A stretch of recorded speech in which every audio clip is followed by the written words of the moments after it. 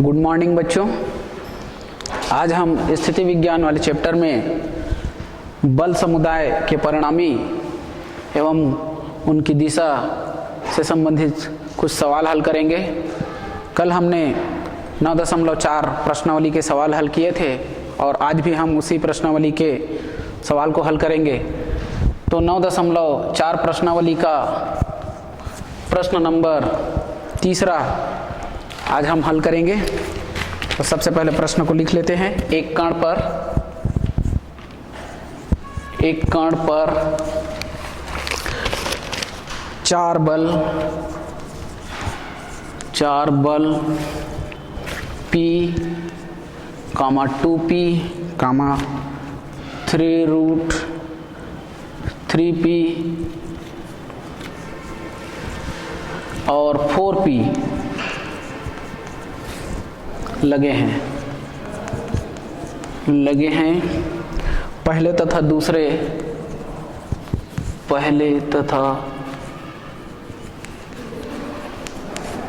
तथा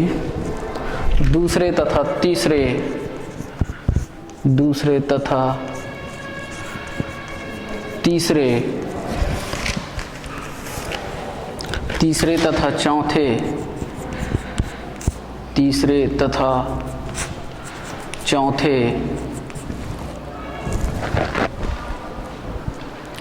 तथा चौथे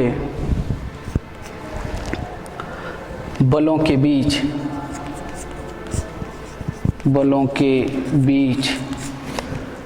का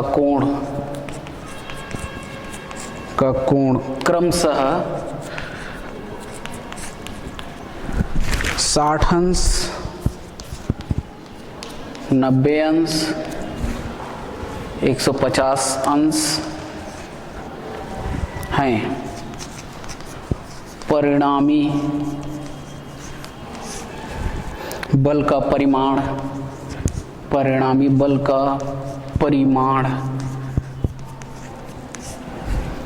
और दिशा ज्ञात कीजिए। चलिए, सवाल को हल करने के पहले हम इस सवाल को थोड़ा सा समझ लेते हैं। क्या कहता है सवाल? हमारे पास एक कण पर 4 बल काम करते हैं, एक P, 2P, 3√3P और 4P।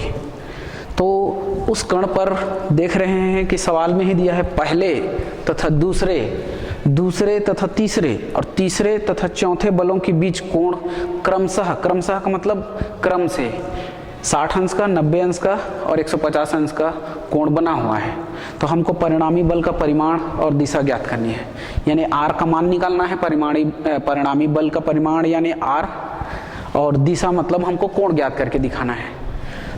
तो चलिए सबसे पहले चित्र बना लेते हैं। चित्र बनाने से हमें आसानी होती है कि हमें करना क्या है। मान लेते हैं कण O है, जिस कण पर कार्य कर रहे हैं उसको हम नाम दे रहे हैं O, और इस कण पर एक दिशा ले लेते हैं OX दिशा, और इसी OX दिशा में हम पहले नंबर के बल को लेंगे जिसकी दिशा होगी, और उस बल को यहाँ पर दर्शाएंगे, यहाँ पर तीर का निशान लगाएंगे। तो ये हमारा बल P है जो कि OX दिशा में क्रियाशील है। दूसरा जो बल है देखिए 2P है। 2P जो बल है और पहला जो बल है P, इन दोनों के बीच का, पहला और दूसरे दोनों के बीच का कोण 60 अंश है, सवाल में दिया है। तो हम अब यहाँ पर दूसरे बल को जब बनाएंगे 2P को, तो उसके लिए हम 60 अंश का कोण बनाते हुए उस बल को दर्शाएंगे। तो 60 अंश का कोण इस तरीके से हमें प्राप्त होगा। हम ऐसा दर्शा सकते हैं तीर के निशान के द्वारा कि सेकंड नंबर का जो बल है 2P वो पहले वाले बल के साथ में 60 अंश का कोण बनाएगा। ध्यान दीजिएगा कि बनाते वक्त हमें कोण को भी ध्यान देना है कि वो 60 अंश जैसा रहना चाहिए, दिखाई देना चाहिए। तीसरा जो कोण है देखिए 3√3P, ये जो बल है यानी दूसरे और तीसरे के बीच में जो कोण है वो है 90 अंश। तो हमें जो अगला जो कोण बनाना है वो ध्यान में रखना है। उस बल को दर्शाने के लिए, इस बल को दर्शाने के लिए हमको इन दोनों के बीच जो कोण है वो 90 अंश होना चाहिए। तो 90 अंश का कोण होगा, यानी इसके साथ में अगला जो बल है वो 90 अंश का कोण होना चाहिए। तो ऐसा बनाएंगे ताकि कोण जो है 90 अंश का ही दिखाई देना चाहिए।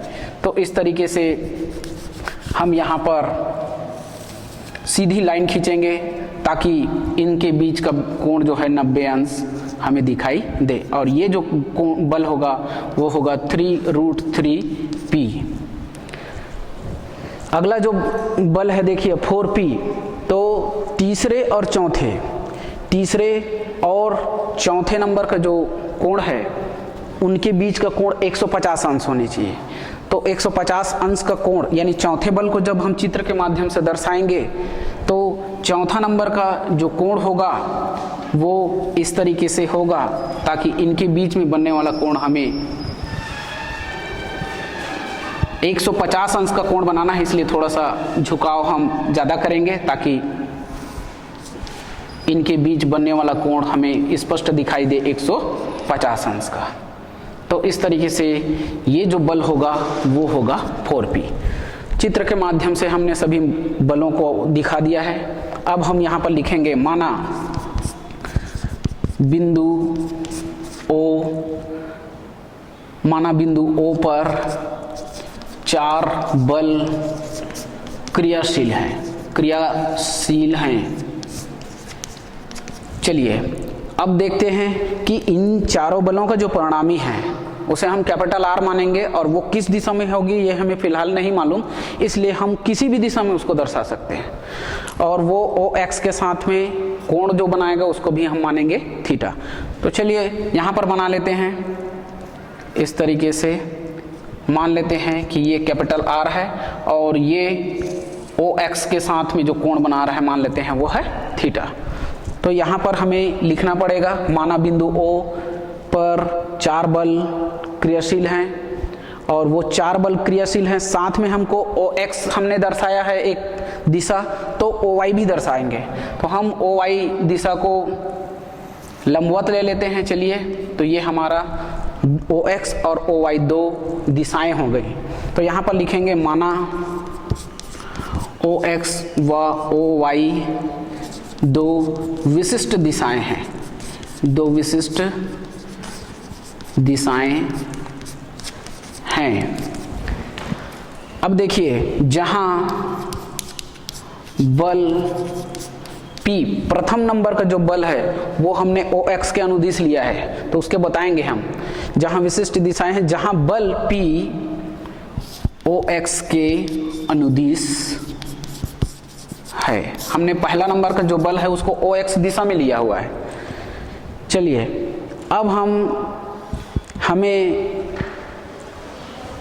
OY और OX दोनों दिशाओं में जो बलों के वियोजित भाग हैं उनको वियोजित करने पर जो सूत्र प्राप्त होता है उसे हम डायरेक्ट लिखेंगे और सवाल हल करेंगे। तो अब लिखेंगे, इसलिए OX दिशा में इन बलों को वियोजित करने पर, अच्छा एक चीज़ और भूल गए हमने वहाँ पर कैपिटल R तो लिया, इसे मिटा देते हैं, एक बार मिटा दीजिए। यहाँ पर लिखेंगे, अभी हमने इन बलों का परिणामी बल क्या है नहीं बताए हैं, तो हम बता देते हैं, माना इन बलों का परिणामी कैपिटल R है तथा यह OX से थीटा कोण बनाता है। इनका परिणामी जो है थीटा कोण बनाता है, ये हम मान लिए।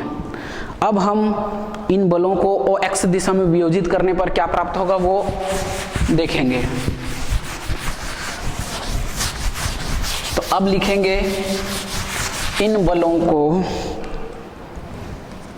इसलिए या ऐसा भी लिख सकते हैं, इसलिए OX दिशा में बलों को वियोजित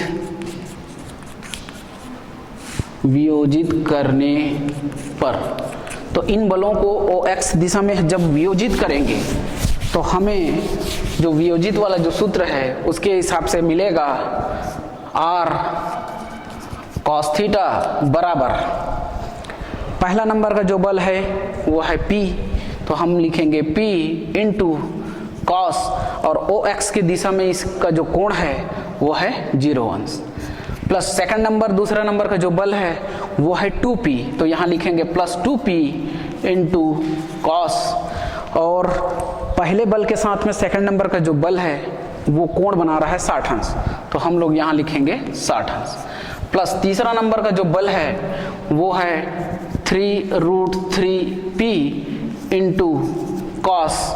अब जो कोण है पहले नंबर यानी OX के साथ इसका जो कोण है वो है देखिए 60 अंश, और 60 के बाद ये 90 अंश इन दोनों के बीच में है कोण है, तो इस तरीके से 60 प्लस 90 हो जाएगा ये, तो यहाँ लिखेंगे 60 अंश प्लस 90 अंश। चौथा नंबर का जो कोण है वो है 4P और इंटू कॉस, और कोण देखिए यहाँ तक 60 फिर 90 और फिर से यहाँ तक आएंगे तो 150, यानी हम इसे लिख सकते हैं 60 अंश प्लस 90 अंश प्लस 150। इस तरीके से ये वियोजित करने पर हमें ये प्राप्त हुआ।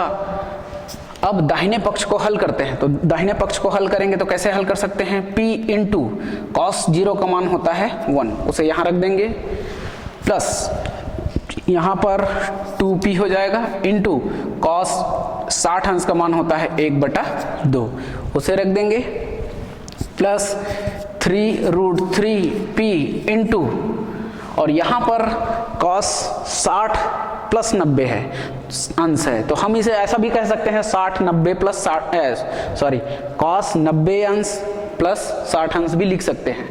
तो कॉस 90 प्लस थीटा का जो फार्मूला है हम उसे लगाएंगे तो ये हो जाएगा साइन 60 अंश में, और साइन 60 अंश में बदल जाने के बाद हम साइन 60 अंश का मान रखेंगे। अब देखते हैं कि 90 प्लस थीटा का जो है फार्मूला ये द्वितीय चतुर्थांश का कोण होता है, और द्वितीय चतुर्थांश में साइन और कॉसेक रहता है प्लस में, बाकी सब ऋणात्मक, तो यहाँ कॉस है तो ऋणात्मक हो जाएगा, तो इस तरीके से ये हमें प्राप्त होगा ऋण। तो हम कारण बताएंगे क्यों ऐसा हुआ। फिर अगला जो पद है प्लस 4P इंटू, देखिए कॉस 60 अंश प्लस 90 अंश प्लस 150, इन्हें अब यदि हम जोड़ते हैं तो ये हमें प्राप्त होगा 200, ये टोटल हमें जो प्राप्त होगा 300 अंश।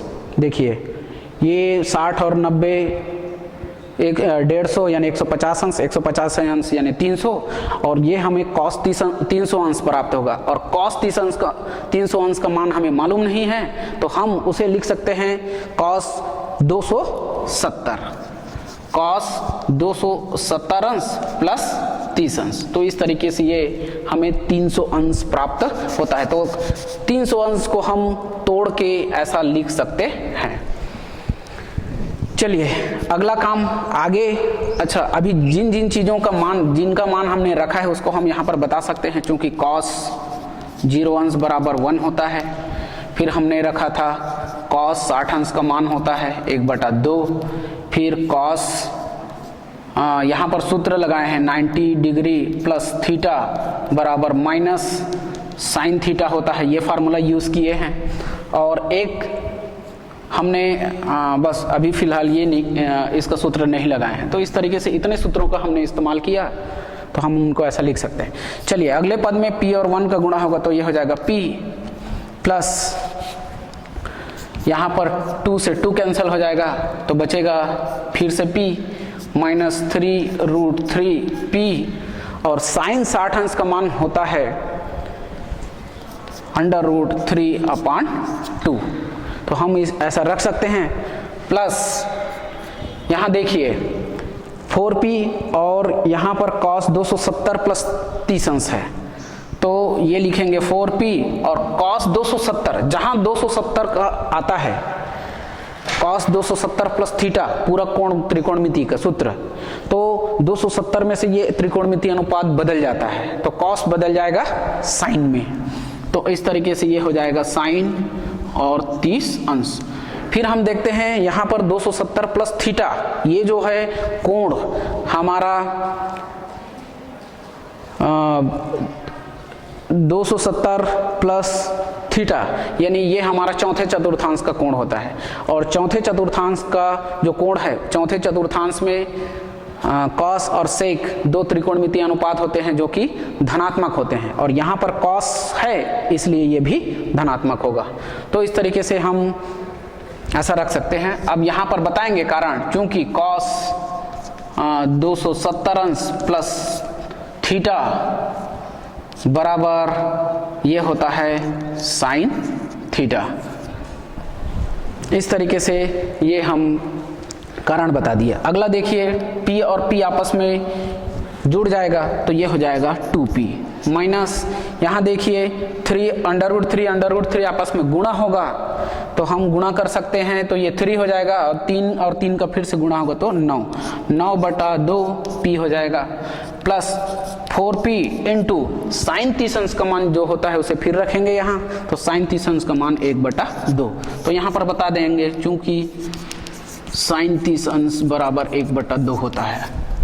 इस तरीके से यहाँ रखने के बाद 2 से हम 4 को काट सकते हैं, 2 एकम 2, 2 दूनी 4। तो अब हमारे पास मान बचा 2P माइनस ये है 9P/2 प्लस 2P बचा, 1 से गुणा करेंगे तो 2P हो जाएगा। इस तरीके से ये देखिए सभी के सभी P वाले पद हैं, इनको आपस में हम जोड़ घटाना कर सकते हैं। तो कैसे जोड़ घटाना करेंगे, चलिए हम इनको तिर्यक गुणा या लघुत्तम समापवर्तक पद्धति के माध्यम से जोड़ घटाना कर सकते हैं। तो अब हम बाएं पक्ष में है हमारा r cos theta equal to, इधर सबका हर हो जाएगा 2, लघुत्तम समापवर्तक अगर लेंगे तो सबका हर हो जाएगा 2, और इसमें हर नहीं है तो इस 2 का यहाँ गुणा कर देंगे तो ये हो जाएगा 2P का 2 से गुणा होगा तो 4P माइनस जिसका हर लघुत्तम समापवर्तक बना है उसका अंश ज्यों का त्यों लिखा जाता है, तो ये हो जाएगा 9P, और प्लस यहाँ भी हर नहीं है तो इस हर के साथ इसका गुणा होगा तो ये हो जाएगा 4P। इस तरीके से ये लघुत्तम समापवर्तक के माध्यम से हमने इनको जोड़ घटाना अभी किया है फिलहाल। तो अब देखिए अंश में क्या कर सकते हैं, 4 और 4 को आपस में हम जोड़ेंगे क्योंकि एक समान चिन्ह वाले हैं इसलिए, और उसके बाद इसमें घटा देंगे, तो 4 और 4 हो जाएगा 8 प्लस 8P और माइनस बचेगा 9P/2, और इस तरीके से अब 8P और 9P यानी 9P में 8P को घटाएंगे तो ये बचेगा -P, 1 -1P बचता है, तो हम -1 को नहीं लिखते हैं, 1 को गुणांक, 1 जब भी गुणांक आता है तो उसको नहीं लिखते हैं, इसलिए -P बचेगा और ये -P/2। तो इस तरीके से ये हमारा r cos theta equal to -P/2, जिसे हम समीकरण नंबर पहला देंगे। चलिए इसी तरीके से अब हम उन बलों को OI दिशा में वियोजित करने पर एक नए समीकरण प्राप्त करेंगे। तो अब यहाँ लिखेंगे पुनः OI दिशा में बलों को वियोजित करने पर। कल हम इसी तरीके के ही सवाल को हल किए थे, कल जितने भी सवाल पढ़े सब इसी से संबंधित था, सबका तरीका वही था। अब हम OI दिशा में बल को वियोजित करेंगे तो ये हो जाएगा r इंटू साइन थीटा, और जहाँ जहाँ साइन cos थीटा था उसके जगह cos की जगह साइन आते जाएगा। तो पहला बल है हमारा P इंटू ये हो जाएगा साइन 0 अंश, दूसरा बल है हमारा 2P तो ये हो जाएगा साइन कोण है हमारा 60 अंश, तीसरा बल है 3√3 इंटू P और यहाँ हो जाएगा cos की जगह साइन, और हम इसे लिख सकते हैं 60 अंश प्लस 90 अंश। और चौथा जो बल है वो है 4P, और ये जो कोण है 4p इंटू साइन, और चौथा जो कोण है वो है 60 अंश प्लस 90 अंश प्लस 150 अंश। तो इस तरीके से ये वियोजित करने पर ये हमें सूत्र के माध्यम से प्राप्त हुआ। अब देखते हैं p इंटू साइन 0 अंश का मान होता है 0 रख दिए, प्लस 2p इंटू साइन 60 अंश का मान होता है √3/2 प्लस 3√3p, और यहाँ पर साइन 90 प्लस थीटा जैसे समझ सकते हैं, सूत्र जैसे पूरक कोण का होता है, तो जहाँ 90 अंश आता है तो ये साइन कॉस में बदल जाता है, तो ये कॉस 60 अंश हो जाएगा, और 90 प्लस थीटा जो है द्वितीय चतुर्थांश का कोण होता है, और द्वितीय चतुर्थांश में साइन रहता है त्रिकोणमितीय अनुपात और वो धनात्मक होता है, तो यहाँ भी धनात्मक होगा। चलिए अगला वाला ये हो जाएगा 4p, और यहाँ से 300 अंश मिला है तो हम उसे फिर से लिख सकते हैं साइन 270 अंश प्लस 30 अंश। तो इस तरीके से अब हम हल करेंगे, तो ये p और 0 का गुणा होगा तो 0 होगा। हम यहाँ पर जैसे मान को रखे हैं, इनके मान को कहाँ से आया साइड में बता देंगे, जैसे पिछले वाले में बताए थे। चलिए p और 0 का गुणा करेंगे तो 0 प्लस 2 से 2 गुणा होगा तो ये हो जाएगा √3p, और यहाँ पर 3√3p, और cos 60 अंश का मान होता है 1/2, यहाँ रख देंगे, प्लस 4p, और यहाँ पर साइन 270 आया है, इन्हें साइन कॉस में बदल जाएगा, कॉस 30 अंश, और 270 प्लस थीटा चौथे चतुर्थांश का कोण होता है, वहाँ त्रिकोणमितीय अनुपात साइन है वो ऋणात्मक हो जाएगा। तो इस तरीके से ये हमें प्राप्त होगा, प्लस 4p था, उसके पहले माइनस 4p हो जाएगा। चलिए अगला काम हम करेंगे, इन मानों को रखने पर जो मान हमने रखा है उनको साइड में आप बता सकते हैं। चलिए ये 0 को छोड़ देंगे अब, क्योंकि इन सब में जुड़ेगा तो 0 ही प्राप्त हो, इतना ही प्राप्त होगा, ये जो शेष बचे हैं। अब हमारा पद बचा है √3p प्लस 3√3p और अपान 2 के साथ में गुणा होगा तो, और यहाँ माइनस 4p इंटू कॉस 30 अंश का मान होता है √3/2। इन मान को रख दिए। मान रखने के बाद अब हमारे पास बचा √3p प्लस 3√3p/2 माइनस 2 से इसको अगर काट दें तो हमारे पास बचेगा ये 2p/√3, या ऐसा लिख सकते हैं 2√3p। चलिए अब लघुत्तम समापवर्तक के माध्यम से इनको जोड़ घटाना करेंगे तो इनका हर लघुत्तम समापवर्तक 2 हो जाएगा, और इसमें हर नहीं है तो गुणा करेंगे तो ये हो जाएगा 2√3p प्लस इसका हर लघुत्तम समापवर्तक बना है इसलिए 3√3p, अंश को ज्यों को त्यों लिखते हैं, और यहाँ पर फिर से गुणा करेंगे तो माइनस 2 दूनी 4 हो जाएगा 4√3p। और अब पुनः हम इनको जोड़ घटाना कर सकते हैं, तो देखिए 2√3 वाले 3 पद हैं, तो अब 2 और यहाँ 3 आपस में जोड़ सकते हैं तो ये 5 हो जाएगा, और 5 में से 4 घटाएंगे तो 1 बचेगा, तो हम 1 को लिखते नहीं हैं इसलिए √3 बचेगा, और बचेगा p/2। तो इस तरीके से हम सेकंड यानी दूसरा नंबर का सूत्र प्राप्त करते हैं, r sin थीटा बराबर √3p/2।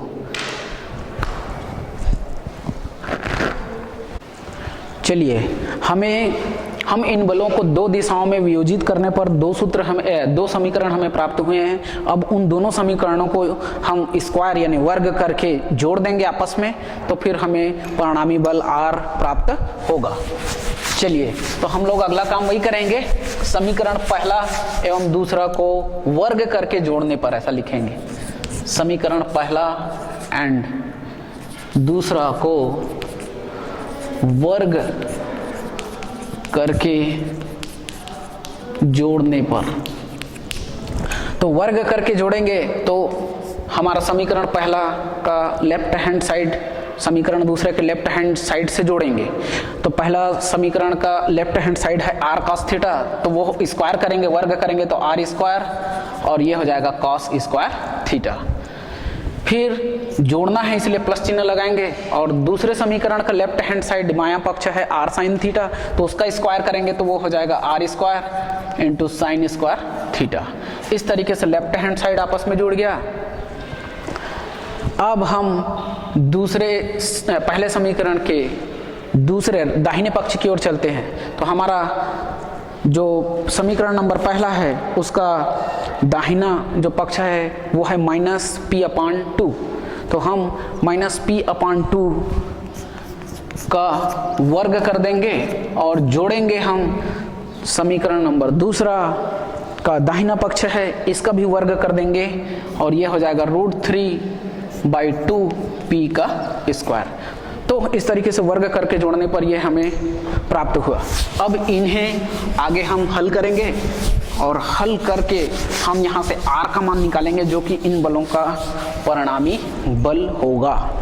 तो देखिए हम लेफ्ट हैंड साइड में क्या कर सकते हैं, r स्क्वायर दोनों जगह है, दोनों पद में है, तो हम इन्हें कॉमन निकाल सकते हैं उभयनिष्ठ। तो बचेगा अंदर में cos स्क्वायर थीटा और प्लस r स्क्वायर कॉमन के रूप में बाहर निकला है, तो ये हो जाएगा बचेगा साइन स्क्वायर थीटा।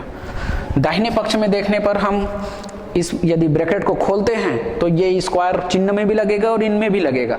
तो माइनस का स्क्वायर होता है प्लस, तो प्लस चिन्ह को पहला पद है इसलिए लिखेंगे नहीं, और p का स्क्वायर हो जाएगा p स्क्वायर और 2 का स्क्वायर होगा 4, 2 दूनी 4। चलिए यहाँ पर आते हैं अगले पद में √3 का स्क्वायर, यहाँ भी वही काम करेंगे, ब्रैकेट को खोलेंगे तो √3 है उसका स्क्वायर होगा, तो √3 गुणा √3 यानी होता है 3, तो यहाँ पर लिखेंगे 3, और 2 का स्क्वायर होता है 4, और हमारे पास जो पद है वो है ऊपर में अंश में और p, तो ये हो जाएगा p स्क्वायर। अभी लेफ्ट हैंड साइड को देखने से हमारे पास ये cos square theta plus sine square theta, तो ये त्रिकोणमिति का जो सर्व समीकरण नंबर पहला है उसका मान होता है 1, तो इसके बदले में रख देंगे 1। तो यहाँ पर r स्क्वायर इंटू हो जाएगा 1 बराबर दाहिने पक्ष में हम क्या कर सकते हैं, देखिए दोनों का हर एक समान है, तो इनको अब आपस में जोड़ेंगे समान हर वाले, तो इनका लघुत्तम समापवर्तक हो जाएगा 4, और जिनका हर लघुत्तम समापवर्तक बना है उनके अंश को ज्यों को त्यों जोड़ना है, तो ये हो जाएगा p square plus 3p square. यहाँ पर इसके बदले में हम 1 रखे हैं, तो कारण बता सकते हैं, क्योंकि त्रिकोणमिति का सूत्र होता है sine square theta plus cos square theta बराबर 1, तो हमने इस सूत्र का इस्तेमाल किया है। अब हमारे पास r स्क्वायर और 1 का गुणा करेंगे तो बाएं पक्ष में r स्क्वायर ही प्राप्त होगा, और दाहिने पक्ष में देखिए यहाँ है 1p यानी 1 छुपा हुआ है, तो 1p स्क्वायर और प्लस 3p स्क्वायर, तो हम इनको आपस में जोड़ेंगे तो 3 और 1 आपस में हो जाएगा 4 और p स्क्वायर, और ये हो जाएगा अपन 4। अब देखते हैं राइट हैंड साइड में 4 और 4 आपस में काट सकते हैं, तो अब हमारे पास बचा p स्क्वायर, और लेफ्ट हैंड साइड में बाएं पक्ष में हमारे पास है r स्क्वायर, और हमें प्राप्त करना है r का मान, इसलिए हम वर्ग को हटाने के लिए क्या लेंगे, वर्गमूल। तो यहाँ पर लिख सकते हैं वर्गमूल लेने पर, तो वर्गमूल जैसे ही लेते हैं हम लेफ्ट हैंड साइड में प्राप्त करते हैं r, और राइट हैंड साइड में हमें प्राप्त होता है p। तो इस तरीके से ये परिणामी बल, इन सभी बलों का जो परिणामी है कैपिटल R, वो हमें प्राप्त होता है p, यानी परिणामी इन सभी बलों का परिणामी जो बल है वो पहला नंबर का जो बल p है वही उसका परिणामी है। तो अब हम ज्ञात करेंगे उसकी दिशा, परिणामी बल की दिशा। तो उसके लिए दिशा का मतलब होता है कोण, तो हमने माना है यहाँ पर इस परिणामी बल की दिशा यानी इसके कोण को माना है थीटा, तो हमको थीटा का मान निकालना है। तो थीटा का मान हम कैसे निकाल सकते हैं, तो उसके लिए हमारे पास 2 समीकरण हैं, उन दोनों समीकरणों को यदि हम आपस में भाग दे दें तो भाग देने के बाद हमको थीटा वहां से प्राप्त हो जाता है। चलिए तो अब लिखेंगे हम लोग समीकरण नंबर दूसरा में पहले को भाग देंगे। चलिए पहले में दूसरे को भी भाग दे सकते हैं, उससे भी निकल सकता है, लेकिन हम लोग सरल रूप अपनाएंगे समीकरण नंबर दूसरा में पहले को भाग देने पर। देखिए कैसे सरल होगा, तो यहाँ पर लिखेंगे समीकरण सेकंड में समीकरण फर्स्ट को भाग देने पर, तो भाग देने पर लेफ्ट हैंड साइड को लेफ्ट हैंड साइड से भाग देंगे और राइट हैंड को राइट हैंड से। तो समीकरण सेकंड का लेफ्ट हैंड साइड हमें ये प्राप्त हुआ था, ये है समीकरण सेकंड, दूसरे नंबर का लेफ्ट हैंड साइड, सॉरी इधर समीकरण नंबर सेकंड का लेफ्ट हैंड साइड हम देखेंगे तो हमारा r साइन थीटा था, तो हम ऊपर में अब लिखेंगे r साइन थीटा, और नीचे में समीकरण पहला भाग दे रहे हैं इसलिए समीकरण पहला को नीचे लिखेंगे और ये हो जाएगा r cos थीटा। तो इस तरीके से समीकरण दूसरा नंबर का लेफ्ट हैंड साइड और ये समीकरण पहला नंबर का लेफ्ट हैंड साइड आपस में भाग हो गया। ऐसे ही राइट हैंड साइड में भी वही करेंगे। समीकरण नंबर दूसरा का राइट हैंड साइड ये था, तो हम लिखेंगे √3/2p और इसमें भाग देंगे समीकरण नंबर पहला के राइट हैंड साइड को। तो समीकरण नंबर पहला का राइट हैंड साइड था -p/2। तो इन समीकरणों को भाग देने के बाद अब हमें क्या प्राप्त होता है, देखिए साइन थीटा और कॉस थीटा आपस में साइन थीटा बटा कॉस थीटा यानी टेन थीटा में बदल जाएगा और r को r से आपस में काट सकते हैं। तो इस तरीके से लेफ्ट हैंड साइड में हमें टेन थीटा मिलेगा और राइट हैंड साइड में क्या कर सकते हैं, देखिए √3/2p और ये मेन बटा है उसके नीचे में ये भी भिन्न के रूप में है, तो हम इसको उल्टा करके हल करेंगे।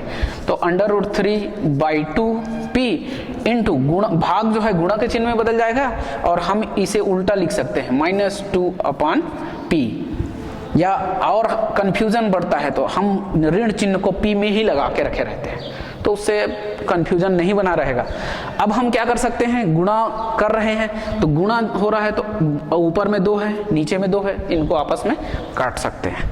तो काटने के बाद अब हमारे पास जो प्राप्त हुआ है ऊपर में है √3 और यहाँ √3 और p को आपस में गुणा करेंगे तो यह हो जाएगा p²। कोई जगह गड़बड़ तो नहीं हुआ। इस तरीके से अच्छा एक चीज हम लोग एक और मिस्टेक, देखिए हमने यहाँ पर p और p को नहीं काटा है, काट सकते हैं क्योंकि ये अंश में है और ये दूसरा वाला पद जो है हर में है, तो इन्हें भी काट सकते हैं। चलिए यहाँ पर कंफ्यूज हो गया था मैं कि p दोनों अंश में है। तो इस तरीके से देखिए √3 बचा और यहाँ पर हमारे पास और कुछ भी नहीं बचा है, सब आपस में कट गया। तो माइनस चिन्ह को अब हम लेंगे ऊपर में, तो ये हो जाएगा -√3 और हमारे लेफ्ट हैंड साइड में है टेन थीटा। अब देखिए हम -√3 जो मान होता है उसके लिए हम कोण में लिखेंगे, टेन में कितने अंश का मान होता है -√3, तो हमारे पास 120 अंश का जो मान होता है। देखिए सबसे पहले इस चिन्ह के बारे में मत सोचिए, पहले इस √3 के बारे में सोचिए।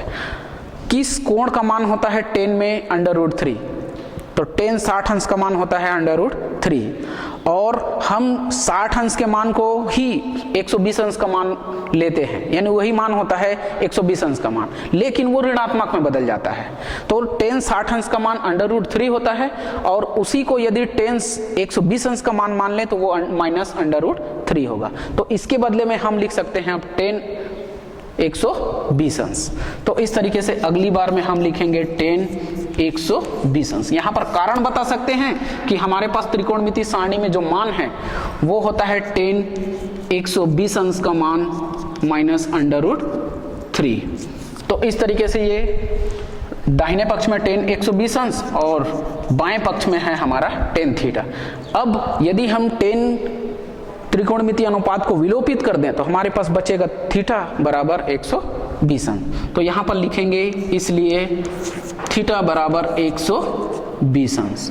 तो इस तरीके से ये जो परिणामी बल है उस परिणामी बल का दिशा का मतलब कोण, पहले जो बल है या OX जो दिशा है उसके साथ में परिणामी बल जो R है वो 120 अंश का कोण बनाता है। तो लास्ट में अब हम लिखेंगे, अतः हमने दो मान जो सवाल में निकालने के लिए कहा गया था वो दोनों प्राप्त कर लिया है। तो अब लास्ट में लिखेंगे अतः बलों का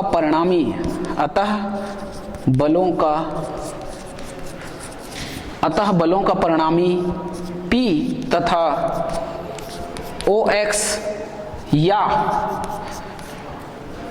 OX ही ज़्यादा बेहतर रहेगा, OX से 120 अंश का कोण बनाता है। ये हमारा आंसर होगा फाइनल, यानी हमारा जो परिणामी बल है उन सभी बलों का वो अब हमें P मिला, और वो OX दिशा के साथ में उसका जो कोण है वो कितने है 120 अंश का। इस तरीके से ये हमारा सवाल यहीं पर कंप्लीट होता है। चलिए आगे हम नए सवाल की ओर आगे बढ़ते हैं। हमारा आगे का सवाल क्या कहता है देखते हैं। हमारा आगे का सवाल है उदाहरण से लिया है और उदाहरण नंबर 7वां है। तो देखिए, चलिए उदाहरण 7वां नंबर, और प्रश्न है हमारा बल 2P, 3P और 4P एक बिंदु पर क्रिया करते हैं।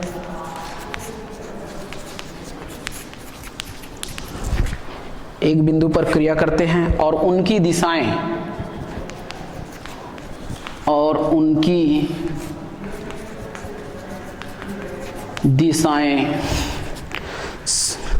समबाहु त्रिभुज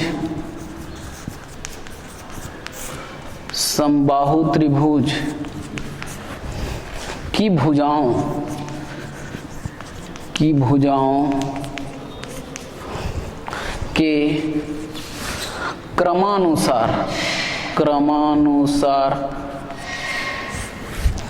समांतर है।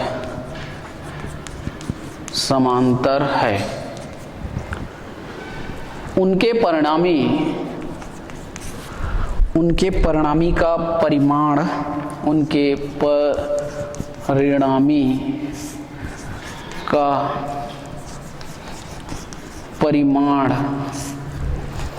और क्रिया रेखा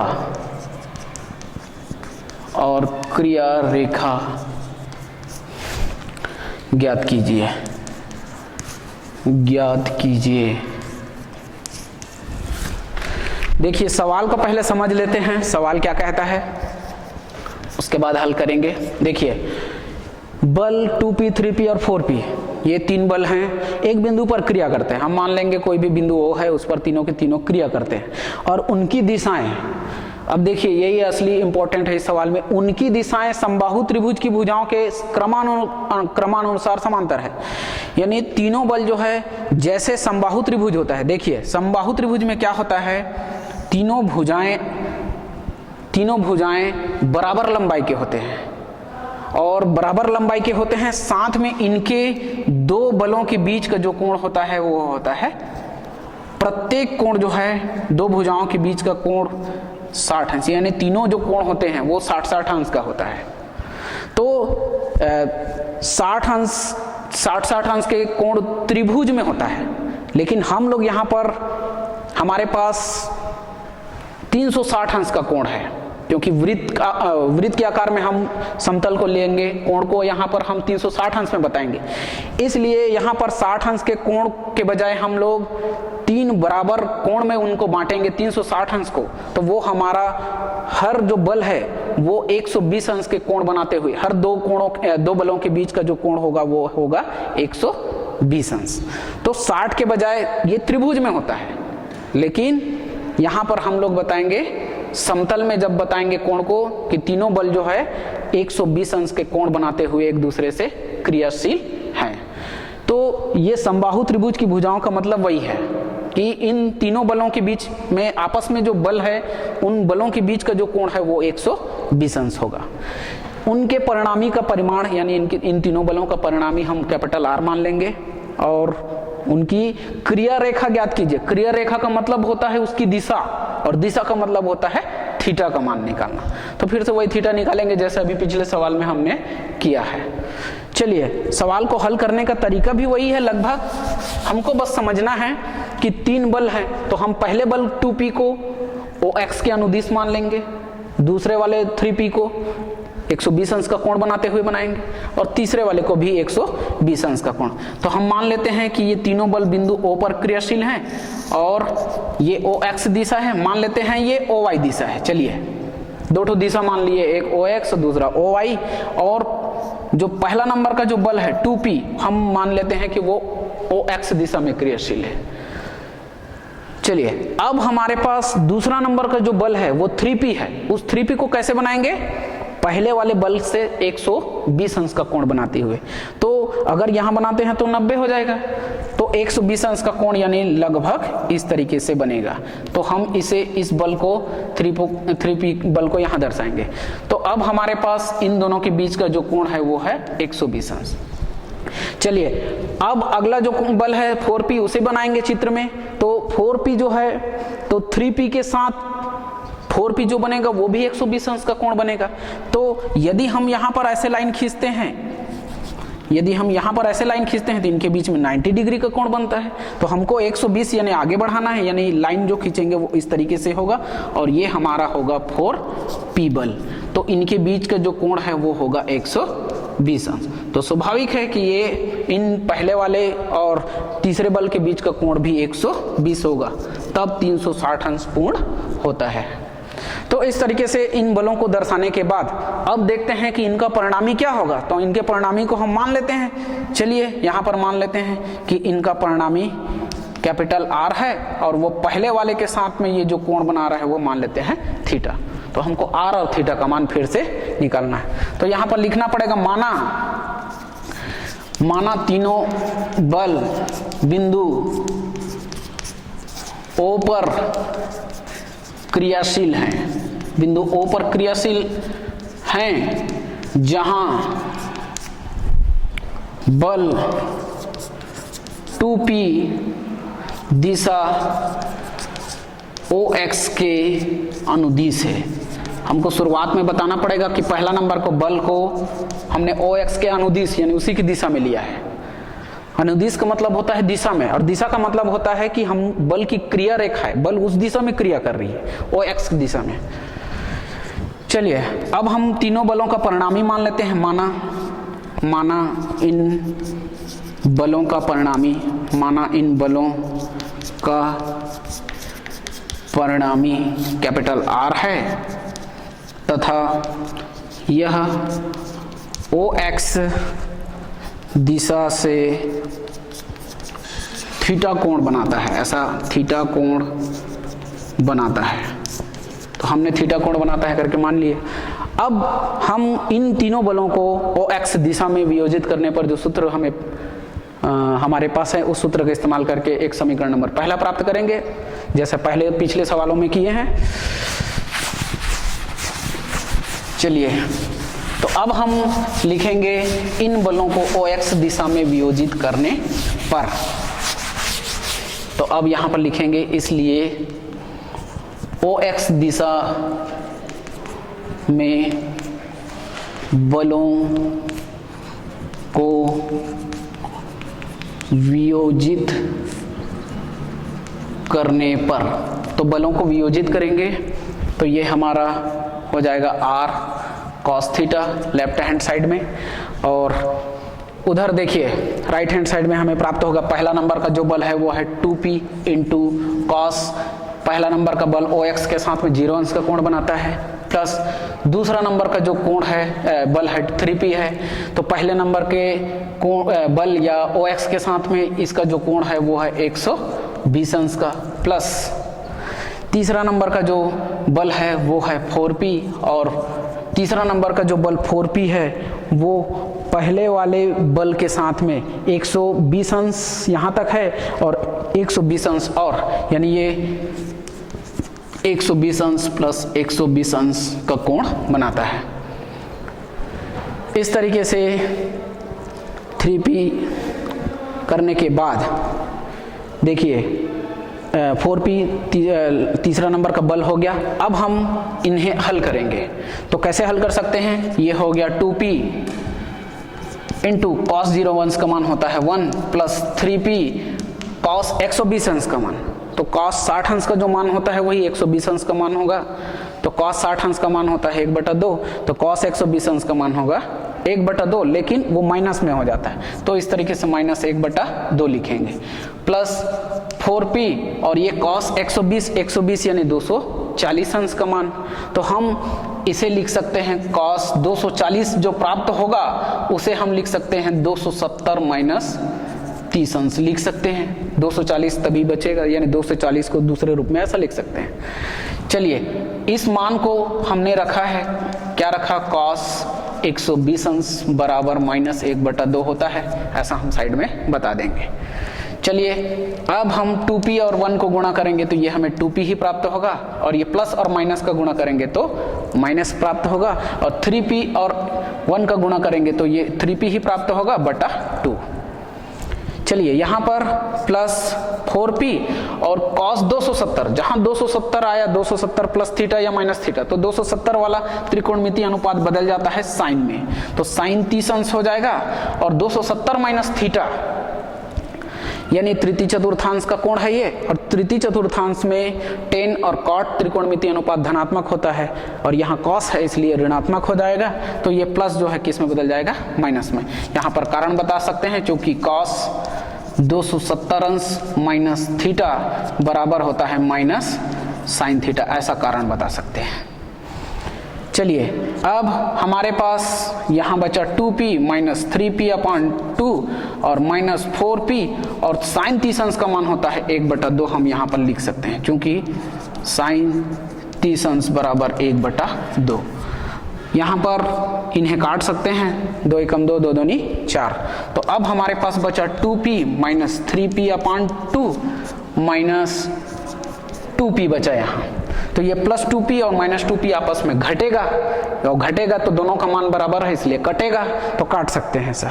तो इस तरीके से ये बचा -3p/2, जो कि बाएं पक्ष में है r cos थीटा बराबर -3p/2, और इसे हम समीकरण नंबर 1 देंगे।